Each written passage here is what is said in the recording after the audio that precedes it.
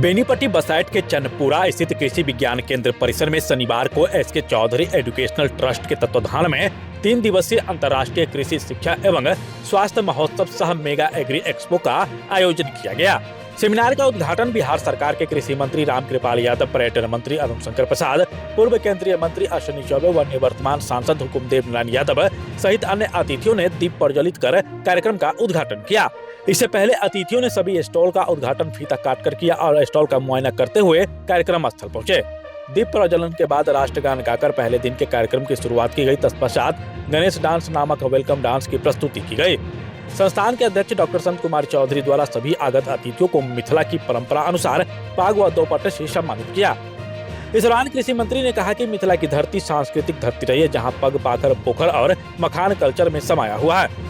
उन्होंने कार्यक्रम स्थल पर बने रंगोली में लिखे no farmer no food no future की सराहना करते हुए कहा कि इसमें व्यापक संदेश छिपा है। बिहार के किसानों की समस्या और परेशानी को बखूबी समझ रहे हैं। बिहार की 76% आबादी कृषि पर ही निर्भर है। देश के जीडीपी में 21% कृषि का योगदान है। मुझे पूरा भरोसा है कि बिहार के किसान में इतनी क्षमता है जो अपने साथ पूरे विश्व को खिलाने की क्षमता रखते हैं। कृषि मंत्री ने कहा कि 2047 तक भारत को विकसित भारत बनाने का लक्ष्य रखा गया है और इसके लिए किसान को विकसित करना होगा।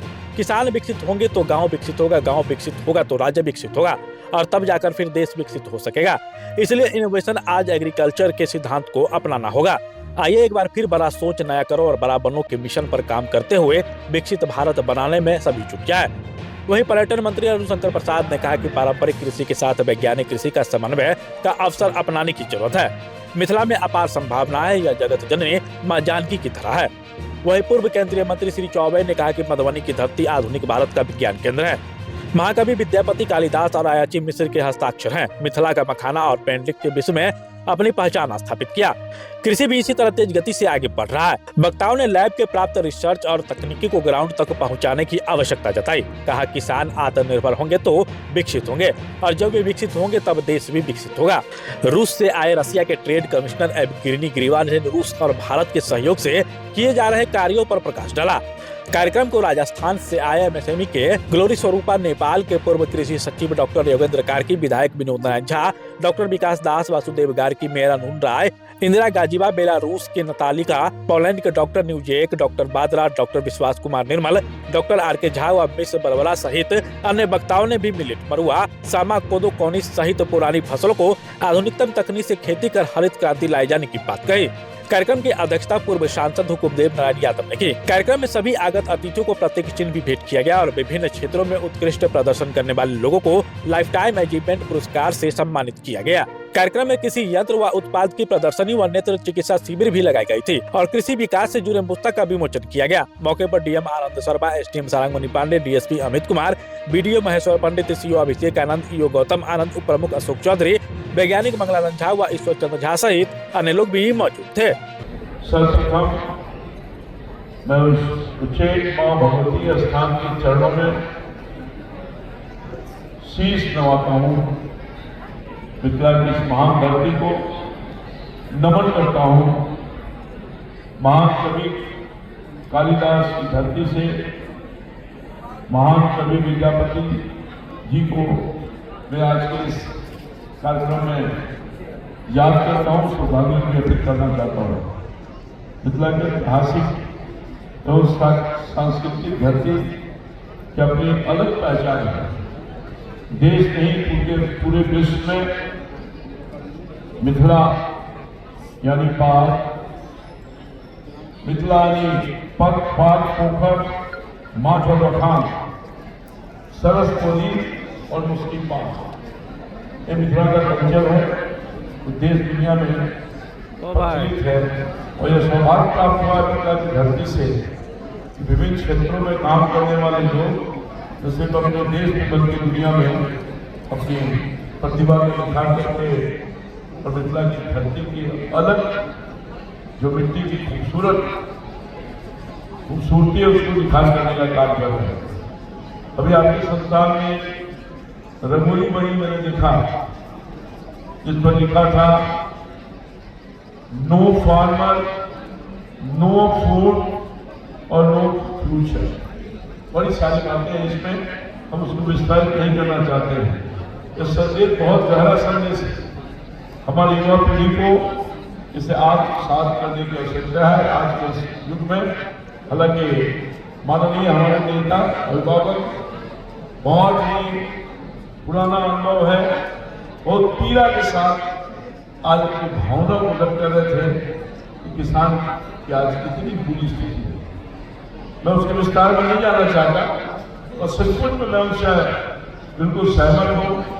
किसान बहुत मुश्किल से अपनी पूंजी लगाता है और लगाने के बाद जो जंगली जानवर हैं, सुअर हैं, बंदर हैं, वो सब नष्ट कर देने का काम करते हैं और कितनी तकलीफ में हमारा किसान रहता है वो हम सब लोगों को समझ में आता है। बिल्कुल सही उन्होंने कहा।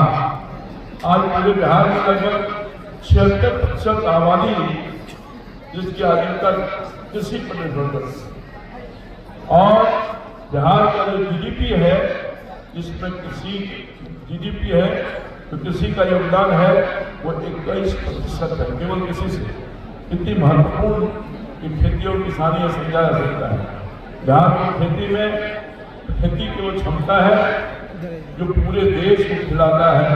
मैं तो ये कहता हूँ कि सब कुछ संपन्नता हो जाए, सारी कठिनाई से बिहार के किसान को मुक्त कर दिया जाए।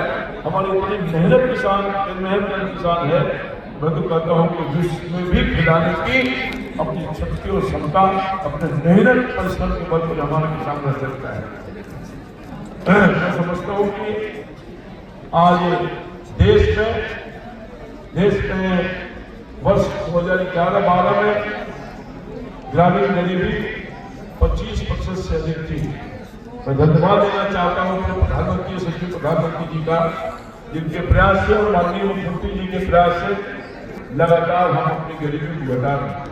मैं कह सकता हूँ कि जहाँ 25% आबादी 25% से अधिक आबादी गरीबी रेखा से थी, आज वो घट करके 5% से भी कम हो गया है। इसमें किसान और कृषि का बड़ा योगदान है।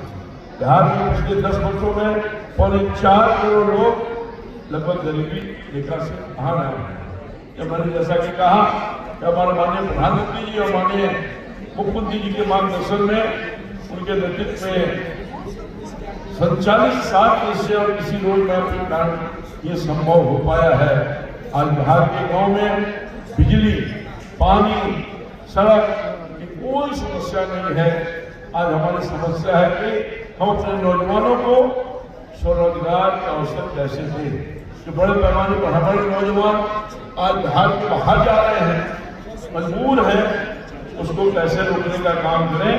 और 7 से 2025-30 में इसकी शुरुआत की गई है कि हम अपने नौजवानों को यही रखने का काम करें। और मैं समझता हूँ कि इसी वो लेकर के सरकार ने 7 से 3 प्रारंभ किया है 25 से 30 तक। उसमें मैं समझता हूँ कि बहुत बड़ी भूमिका होगी। उसमें है कि दुगुना रोजगार, दुगुना आय, यह हमारी संकल्प है सरकार की। हमारे कृषि विभाग किसानों को समय पर बीज और समय पर खाद और उत्पादित कृषि उपज के बेहतर भंडारण और विपणन की व्यवस्था करने के लिए संकल्पित है और हम इस पर कार्य कर रहे हैं। पूरे मुस्तैदी के साथ हमारा विभाग काम कर रहा है और हम उसको बहुत मानवीय देखने का काम करेंगे। अभी बिहार में 4था कृषि रोड मैप चल रहा है। हमारे मुख्यमंत्री 2008 में कृषि रोड मैप प्रारंभ किया था, ये 4था कृषि रोड में है। हमारे कृषि विभाग कृषि उत्पादकों को बेहतर बाजार पर पहुंचाने के लिए बिहार के सभी कृषि उत्पादन बाजार समिति में उपलब्ध जमीन पर आधुनिक मार्केट का निर्माण चरणबद्ध तरीका से करवाने का काम कर रही है। कार्य प्रारंभ हो गया है। यही नहीं, राज्य सरकार ने निर्णय लिया है कि राज्य के सभी ग्रामीण हाटों का हम निर्माण करेंगे। विकसित भारत जी-राम की योजना से करवाएगी। बिहार के सभी प्रखंडों में भंडारण के लिए कोल्ड चेन का निर्माण कराया जा रहा है और बहुत जल्द आपको बहुत राहत मिलने वाला है। बिहार के सब्जी उत्पादन में देश 3रा-4था स्थान पर है। अभी बिहार में लगभग 170 लाख मीट्रिक टन सब्जी का उत्पादन होता है। हम लोग का प्रयास है कि अगले 5 साल में सब्जी उत्पादन को दुगना करने का लक्ष्य प्राप्ति के लिए रोड मैप बनाने का भी काम किया गया है। हम चाहते हैं कि लक्ष्य की पूर्ति हो सके किसानों की मेहनत से। मिथिला के दो पहचान महत्वपूर्ण है, मिथिला का पेंटिंग और मिथिला का मखाना, जिसकी चर्चा हमारे माननीय प्रधानमंत्री जी ने किया होगा। तो निर्णय लिया है कि हम मखान बोर्ड का गठन करने का काम करेंगे और मखान बोर्ड के गठन के बाद बिहार को एक बड़ी सौगात माननीय प्रधानमंत्री जी ने देने का काम किया है। अगले 5 सालों में मखान बोर्ड द्वारा 476 करोड़ की राशि खर्च किया जाएगा और आज मखान बिहार के गांव से दुबई भी जा रहा है। जियो टैक्स से भी, GI टैक्स से भी वो अनुमति मिल गई है और दुबई भी जा रहा है, विदेश भी जा रहा है। प्रधानमंत्री मोदी जी ने भारत को 2047 तक विकसित भारत बनाने का संकल्प लिया है। मुख्यमंत्री नीतीश कुमार ने विकसित बिहार को बनाने का संकल्प भी लिया है। विकसित भारत बनाने के लिए विकसित बिहार बनाना होगा। विकसित बिहार बनाने के लिए विकसित गांव को बनाना अनिवार्य है और विकसित गांव बनाने के लिए विकसित किसान बनाना होगा। सब एक दूसरे से जुड़ा हुआ है, तभी विकसित भारत का सपना प्रधानमंत्री का पूरा हो सकता है।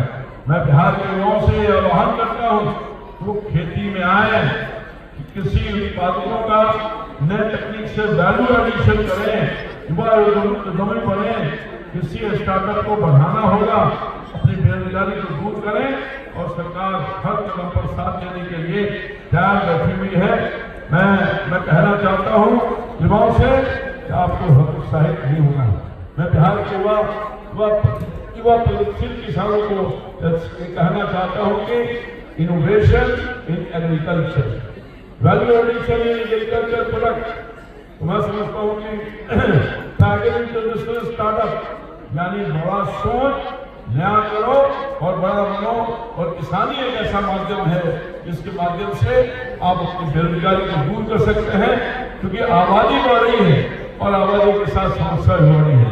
बिहार जैसा प्रदेश जहाँ इंडस्ट्री नहीं है, बिहार एक ऐसा ही प्रदेश है जहाँ मेहनत के ईमानदार लोग हैं, मगर परिस्थिति अनुकूल उनको बात होकर जाना पड़ता है। हम चाहते हैं कि किसानी करके और किसान नौजवानों को नया अवसर दे करके यहाँ नई ताकत, नई क्षमता जो हमारे किसानों में है, नौजवानों में है, उसको लगा करके बिहार को आगे ले जाने में महत्वपूर्ण भूमिका अदा करें। इसके लिए किसानी ही एक माध्यम है, ऐसा मैं कहता हूँ। इन्हीं जन शब्दों के साथ सभी लोगों के प्रति आभार व्यक्त करते हैं, अपने चौधरी जी के प्रति विशेष तौर पर जो एक बड़ा ही महत्वपूर्ण आयोजन करके किसानों को इन्वॉल्व करने का काम किया है और लगातार इस काम को करते रहे हैं। आगे भी मैं चौधरी से कहूँगा कि आप इसी तरह से लगे रहिए। हम सब लोगों की शुभकामना आपके साथ है। जब तक ये लगे कि हमारी आवश्यकता है, किसी बात की आवश्यकता है, तो हम आपके सहयोग में खड़े हैं। आप जितना आप अपने इंस्टीट्यूशन के माध्यम से लोगों को भलाई कर रहे हैं, उसके लिए मैं विशेष रूप से आभार करते हुए सबको पुनः प्रणाम करते हुए बात समाप्त करते हैं। जय हिंद, जय भारत, जय जवान, जय किसान। भारत माता की, भारत माता की। मेरे सभी जो बैठे हुए मेहमान और यहाँ के मेजबान हैं, मैं आप सबको प्रणाम करता हूँ। आप सब मिथिला के सब गोटा का आप सबका गोड़ लगे। ऐठान पर विराजमान हमारे सब मंत्रीगण, रामगोपाल जी मुख्य अतिथि बैठान कृषि मंत्री, हमारे शंकर जी, भोलेनाथ महादेव जो पूरा ज्ञानशील एकता को लेकर के और पूरे बिहार को सजाने के लिए इनकी जिम्मेवारी, कला, संस्कृति, युवा ऐसे मंत्री हमारे यहाँ विराजमान है। दोनों मंत्री का मैं हृदय से स्वागत करता हूँ। और साथ ही हमारे यहाँ आपके जितने भी विदेश, आज मुझे खुशी हो रही है कि ये शंकरा संस्थान की ओर से जो शंकरा ग्रुप ऑफ इंस्टीट्यूशन, जिसके फाउंडर प्रेसिडेंट कह लीजिए, जो इस गांव के बेटे, जो इस माटी से पनपे माटी से यहाँ से लेके देश और विदेश में इन्होंने जो अपनी पहचान बनाई है, इस माटी को मैं प्रणाम करता हूँ। मैं तो बराबर इस माटी से आशीर्वाद देते रहा हूँ। संत सुभाष चौधरी जो चांदपुरा वसैत की भूमि का इस माता का पुत्र, सबको जोरदार तालियों से अपने बेटे को आशीर्वाद दीजिए ताकि और भी विश्व में भारत का नाम रोशन कर सके। मित्रों, मैं आज के इस अवसर पर आप सबसे इतना ही कहूँगा कि हमारे आज के अध्यक्ष जो इस कार्यक्रम की अध्यक्षता कर रहे हैं, पद्म विभूषण, और उसको कह सकते हैं कि ये जब भाषण करते थे और 74 आंदोलन में भी जेल आपातकाल समय, तो ऐसे व्यक्ति जो लोहिया से लेकर के और अटल जी तक का जिन्होंने पूरी तरह से अंगीकार किया है, ऐसे व्यक्तित्व के धनी हम श्री हुक्मदेव नारायण यादव जी, जो पूर्व भारत सरकार के मंत्री सांसद के रूप में और पद्म विभूषण के रूप में आप विराजमान हो, मैं आपको हृदय से प्रणाम करता हूँ। मेरे साथियों, मधुबनी की धरती ये कोई भूभाग नहीं है, ये आधुनिक भारत का एक विज्ञान केंद्र है। मुझे लगता है कि मधुबनी जो महाकवि, आध्यात्मिक पुरुष महाकवि विद्यापति जी, भारती मंडल मिश्र, ये सभी यहाँ के हस्ताक्षर हैं। ऐसे मनुष्यों को प्रणाम करते हुए, और मैं ये कहूँगा ये ज्ञान की परंपरा और साथ साथ ये मिथिला की संस्कृति सचमुच में यह त्याग तपस्या की भूमि है। और मुझे लग रहा है कि आज इस भूमि से विकसित किसी युवा उद्योग 5 में निकल जाए से विकसित भारत का उद्घोष हो रहा है। मैं देख रहा हूँ पूरा विश्व के लगभग 17 देशों से अभी आए हुए 3 दिनों तक ये कार्यक्रम चलता रहेगा। ये 10वां अंतर्राष्ट्रीय महासम्मेलन है। और हमारे संत जी जो 47 से भी ज्यादा संस्थान पूरे देश में चला रहा है, मैं इनके कई संस्थानों में गया हूँ, इनके विलक्षण बुद्धि को भी मैं जानता हूँ। अंतर्राष्ट्रीय पहचान बनाने में जो प्रधानमंत्री जी अगर नंबर 1 में तो है ही, वसुधैव कुटुंबकम, पूरा विश्व हमारा परिवार है, वैसे श्रेणी में आप संत कुमार चौधरी जी, इस गांव का बेटा, भारत को अंतर्राष्ट्रीय पहचान दिलाने में आपका भी बहुत बड़ा योगदान रहा है। और इसलिए यहाँ गवर्नर साहब आज आने वाले थे, मैंने उनका कार्यक्रम लिया था, लेकिन किसी विशेष कारणवश वो आज नहीं आ पाए, लेकिन उन्होंने वचन दिया कि मैं आपके जयपुर के कार्यक्रम में जरूर आऊँगा, अभी हाल में फरवरी में होने वाला है। तो मेरे मित्रों, 3 दशकों से अधिक समय से ये कृषि विज्ञान केंद्र जो केवी के यहाँ चल रहा है, चांदपुरा वसैत का, तो निश्चित रूप से ये विज्ञान का ज्योति भी जला रहा। यहाँ कृषि मंत्री विराजमान है, आप उनके मुखारबिंद से बिहार सरकार का और केंद्र सरकार ने जो कृषि के क्षेत्र में काम किया है, वो कुछ अच्छी बातें आपको बताएंगे। मैं समय न रहते हुए मैं आप सब लोगों से इतना ही कहूँगा कि यह किसान सम्मान निधि से लेकर के जितनी प्रकार की योजनाएं भारत सरकार और राज्य सरकार की है, आप सब लोगों ने इसको अंगीकार किया है। मुझे लगता है कि आज बिहार का मखाना उद्योग, आज मखाना से आपने स्वागत किया संत जी, ये मखाना बिहार का सचमुच विश्व में आज मखाना की पहचान दिलाने वाला जो भारत के हमारे आदरणीय प्रधानमंत्री श्री नरेंद्र भाई मोदी जी ने हर प्रकार से मेहनत करके मखाना को, और हमारे बिहार के विकास पुरुष मुख्यमंत्री नीतीश कुमार जी ने इसका उद्योग को का दर्जा दे करके मखान को पूरे देश की पहचान बनाया।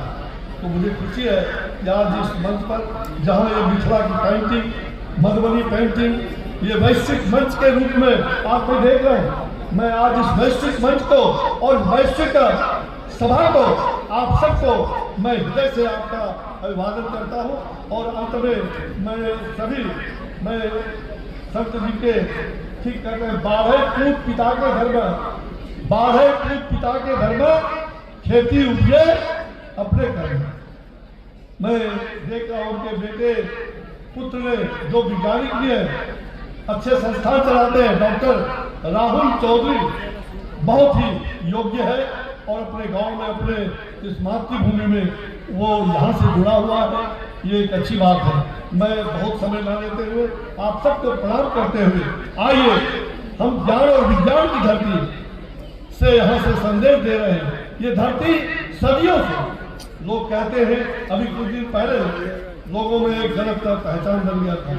हमने कहा किसान पिछड़ा नहीं है, अब भारत का किसान और बिहार का किसान स्मार्ट किसान के दर्जे में, स्मार्ट किसान के दर्जे में, उसमें कोई पिछड़ा नहीं है। इसलिए बहुत सारे लोगों में ये भ्रांति है कि हम अगड़े और पिछड़े की बात नहीं करने वाले। सबका साथ, सबका विकास, सबका विश्वास और सबका प्रेम लेकर के चलने वाले लोग हैं। निश्चित रूप से आज हमारी ये धरती, हम सब लोगों को ये सुगंध, हम सब मिल के रहें। ओम शाहना भवतु शाहनाम रखती शाहरियं करवावहि तेजस्विनावहि तमस्तु मां विदिशावहि। ओम शांति शांति शांति। मिल के रहे, मिल के अपने समाज, घर, परिवार और राष्ट्र को आगे बढ़ाए। इदम नमः इदम राष्ट्राय स्वाहा। इस राष्ट्र के लिए आहुति देने का समय आ गया है। आइए 2047 का विकसित भारत बनाने का संकल्प हम सभी आज यहाँ के इस विज्ञान के इस अंतर्राष्ट्रीय 10वां सम्मेलन से, जो महासम्मेलन से हम पास करेंगे यहाँ से प्रस्ताव, निश्चित रूप से भारत वैश्विक रूप से भारत की पहचान बनी है और आपने इस पहचान को दिलाया। मैं अब बहुत न करते हुए अपनी वाणी को विराम देता हूँ। बिहार सरकार के कृषि मंत्री माननीय श्री राम कृपाल यादव जी का मैं वंदन करता हूँ, इनका स्वागत करता हूँ, अभिनंदन करता हूँ। आप यहाँ पधारे हैं, आप पुनः पधारे हैं, ये मैं आपसे विनती करता हूँ। आज के अति विशिष्ट अतिथि के रूप में हमारे मिथिला के अभिभावक, हमारे इस संस्था के अभिभावक और हमारे बड़े भ्राता श्री अमित शंकर प्रसाद जी, जो पर्यटन युवा